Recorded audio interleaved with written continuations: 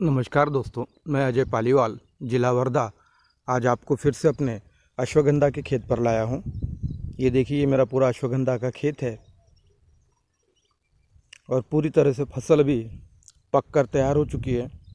इसमें देखिए फल भी लग चुके हैं। ये मेरा लगभग 3.5-4 एकड़ का प्लॉट है और आज हम बात करने वाले हैं अश्वगंधा की खेती की ज़मीन किस तरीके से हम तैयार करें।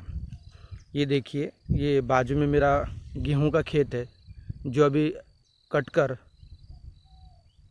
तैयार हो चुका है। अब इसमें मुझे फिर से अश्वगंधा बोनी है, तो इस ज़मीन को हम किस तरीके से तैयार करें इस बारे में हम आज बात करते हैं।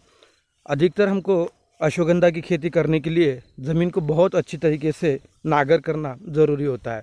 नागर के 2 तरीके होते हैं, एक 2 पावड़ी नागर और दूसरा होता है 3 पावड़ी नागर। अश्वगंधा की खेती अगर हमको करना है तो हम 2 पावड़ी नागर से कदापि खेत तैयार ना करें। इसके पीछे कई वजह है, उसके ऊपर हम ज़्यादा चर्चा नहीं करते हैं, मगर 3 पावड़ी नागर से खेत को हमें अच्छी तरीके से तैयार करना है। उसके बाद में उसमें कल्टीवेटर चलाना है ताकि जो भी ढेले हो, मट्टी हो, वह अच्छी तरीके से टूट जाए और मट्टी बारीक हो।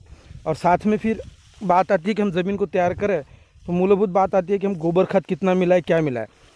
किसान भाइयों, इसमें मैं आपको सीधी सीधी एक बात बताना चाहता हूँ कि गोबर खाद कितना मिलाना है, कितना रखना है, इसके ऊपर किसी बात पे न उलझते हुए अपने जो भी क्षमता हो उस हिसाब से हम गोबर खाद डालें। अगर हम नहीं डालना चाहते या फिलहाल हमारे पास में पैसा नहीं है तो भी कोई बात नहीं, बायोडायनामिक खाद या जैविक खाद या अपने पतंजलि के जो जैविक खाद होते हैं वो भी खाद डालकर हम अपनी ज़मीन को तैयार कर सकते हैं।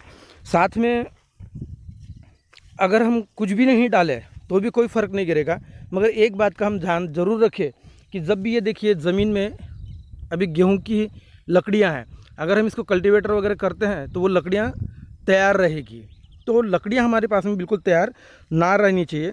इसके लिए बेशक हमको थोड़ा लेबर का खर्चा ज़्यादा आए, मगर हमको लकड़ियां चुनकर और उसको अच्छी तरीके से जलाकर साफ करना है, क्योंकि अश्वगंधा ये मूलभूत जड़ वर्गीय फसल है और हमको इसकी ज़्यादा से ज़्यादा मजबूत जड़ों की ज़रूरत है। अगर लकड़ियां या कच्चा गोबर खाद डाल देते तो उसमें कच्चा गोबर अगर रह जाता है तो उसमें इल्लियाँ होगी, कीड़े हो गए, गिरते हैं और वो जड़ों को काफ़ी नुकसान पहुंचाते हैं। इसलिए गोबर खाद डालने से ज़्यादा अच्छा है कि पका हुआ कोई भी खाद डाले या फिर कोई किसी जैविक खाद को डाले, पर ज़्यादा गोबर खाद डालने की इसमें उलझते हुए हम खेत को तैयार ना करें। मगर एक बात मैं आपको ज़रूर बताना चाहता हूँ कि जब भी हम ज़मीन को तैयार करते हैं तो उसमें ट्राइकोडर्मा ज़रूर डालें। अगर हमको अश्वगंधा की जड़ ज़्यादा से ज़्यादा अच्छी लेनी है तो ट्राइकोडर्मा हम ज़रूर डालें और साथ में अगर हो सके तो हम उसमें सल्फ़र भी ज़रूर फेंकें। इस तरीके से ज़मीन को हम तैयार करें, क्योंकि जितनी अच्छी हमारी ज़मीन तैयार होगी उतनी ही अच्छी हमारी अश्वगंधा की फसल भी तैयार होगी। क्योंकि अश्वगंधा ये मूलभूत जड़ वर्गीय फसल होने की वजह से जितनी ज़मीन अच्छी है उसी हिसाब से हमारे को उसकी फसल का उत्पादन मिल सकता है।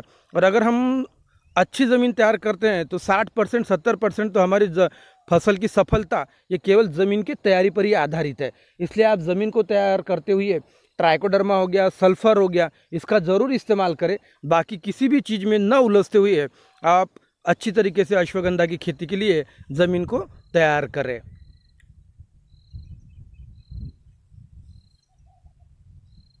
मेरा मोबाइल नंबर है 90-211-56-422। धन्यवाद दोस्तों।